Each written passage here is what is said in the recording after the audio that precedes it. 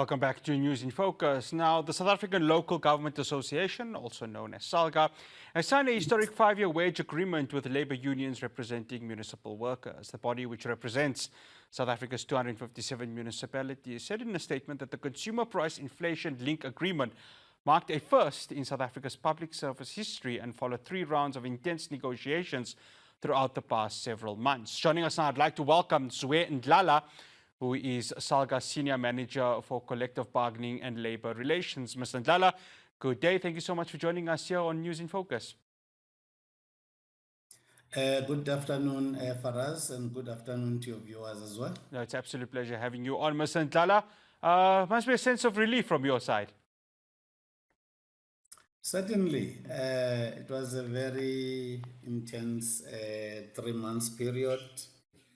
Or 4, starting from June, when we were taking our mandates from our member municipalities, up until we kicked off with the negotiations on the 15th of July.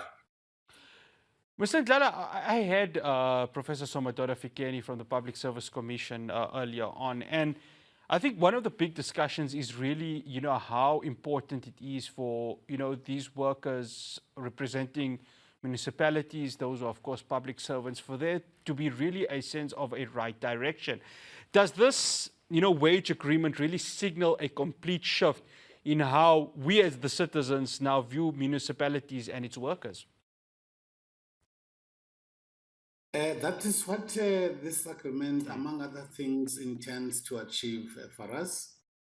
As you know, if you went through the document, for the first time, we had to curate a clause that talks to productivity with a view to make sure that we are in refocusing these workers so that they know what the expectations of our ratepayers are.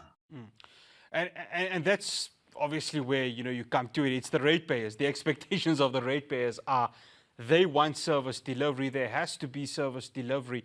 And one would think that with this 5-year agreement, given that, of course, there's going to be considerations from CPI, and we're hoping that, of course, South Africa's GDP grows, that as a ratepayer, whichever municipality you're in, whichever metro you're in, there can now be a sense of relief that, okay, finally there's an agreement between Salga, the union, and other stakeholders. Now, we as the resident of this very, whatever municipality or metro it is, we can now be at peace knowing that our taxes are being paid in the right way.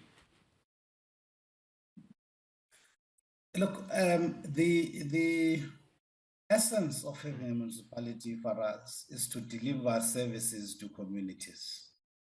We are also mindful as Salga that that delivery must be done through the hands of others. And therefore, you need to make some level of investment in terms of those others that must deliver those services, so that you have a happy workforce that is charged with the delivery of those services. That is what this agreement is seeking to do, to guarantee increases, salary increases for the workers within the municipal sector for the next coming 5 years. You can only expect a reciprocal a delivery on that kind of a commitment so that those ratepayers are indeed happy, because municipalities have got those constitutional obligations to deliver those services to communities. Mr. Ndlala, I just want to check with you if I stand to be corrected. Does that kick in for the next financial year, if I'm not mistaken, or is it this 1 year? Come again with the question. The question is the financial year. This agreement begins this financial year, or is it the following financial year? It begins this financial year, starting from 1 July up until June next year. Okay. So what's going to happen is, and if please do correct me if I'm wrong, because I do have of the information open. So the employees will receive a 6% salary increase structured as follows. Is it 4.5% effective, as you mentioned, from 1st of July? And an additional 1.5% from March 2025. That's the first part of the agreement, am I right? That is correct for us. Yeah. That 6% is broken down into 2. 4.5 of it is implementable from 1 July by municipalities, and then come 1 March, then you implement an additional 1.5% on top of the salary that it will have been as of 28 February 2025. Okay, and then obviously the 2025, 2026, and 2026, 27 financial years, the CPI is looking at around about 0.75%. Is that a set number, or is that something that could either increase or decrease? Of course, given that none of us can really tell what consumer inflation is going to be in the next few years. That is the reason why the agreement for us is talking of the average CPI. As you know, Statistics South Africa releases or publishes results of CPI on monthly basis. The results we have now are the results of July. Within the next week or two, we'll be getting the results, the CPI publications for the month of August. And if you average the CPI from February till July, you get 5.1%. Then what's going to happen then if that averaging happens up until January next year, the increase for July next year will be average CPI plus 0.75%. That will be the increase for 2025-2026 financial year. Okay, thank you so much. I think we're done for percentages for now. Mr. Ndlala, I want to talk of SAMU, of course, South African Municipal Workers Union. I mean, that's one of your biggest municipal workers union, 300,000 of them, if I stand to be corrected. They've just said that, of course, this agreement represents stability, consistency, and long-term benefits for municipal workers across the country. I'd like to think that the negotiations, you've been saying it's been 3 months. I mean, it definitely must have been intense, given that they do represent the lion's share of municipal workers union within the country. One of the critical features of our negotiations this time around for us was that we met as parties and decided that rather than going with the traditional way of approaching negotiations, whereby we would set aside about 3 days, we are going to set aside a full week. We go out there in the bundles. We start negotiations for the whole week. That was the first round. The second round did the same. It was a full week. Then the third and final round was also another full week. So that tells you that all the parties were basically very intentional about these negotiations. That is how we managed to complete them within the shortest period of time. Because we couldn't start early, as you know that there were a lot of things happening, national, provincial elections, election of ministers, and then you've got legislation that's before Salga embarks on negotiations, Salga must consult the finance minister, the COGTA minister, the finance and fiscal commission, and all those things could not happen before the cabinet got configured by the president. So we ended up starting late. And at the same time, workers ought to have received their increases in July of this year. So we had to push that the matter gets completed as expeditiously as possible.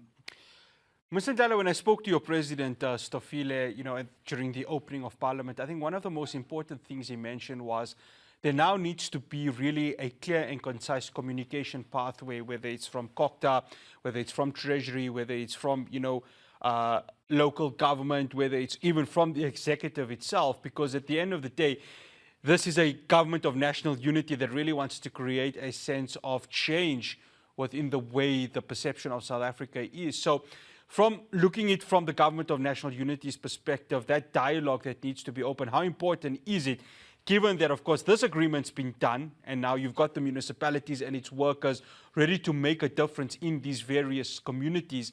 Now, how much will that dialogue now initiate even more conversation, even more motivation for there to be stability in the way South African municipalities and metros work? I think the rectification of the challenges of local government for us is one of the items that are occupying a center stage when it comes to the priorities of the government of national unity.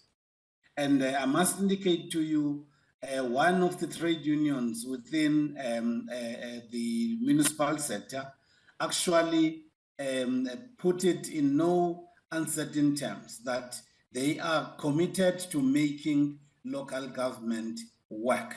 So what is that telling you is that there is a communal view that says things must be done differently within the local government sector. We cannot sit back and relax whilst things are not happening in a good way for our citizens in local government. Otherwise, history is going to judge us very harshly as people that have been in the leadership positions during this time around.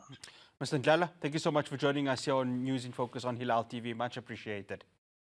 You're welcome, Faraz. Thank you very much. Absolute pleasure. That's Zwe Ndlala. He's the Senior Manager for Collective Bargaining and Labour Relations at the South African Local Government Association. Well, the good news there is that there's an agreement that has been made. Now we just need to hope that service delivery gets quicker to places where it's needed. We've had years and years of mismanagement, corruption, just all-round mess. Now it's time, because the citizens pay their rates and taxes, and they are deserved of the service delivery that is due to them. Well, that's all I have for you here on News in Focus.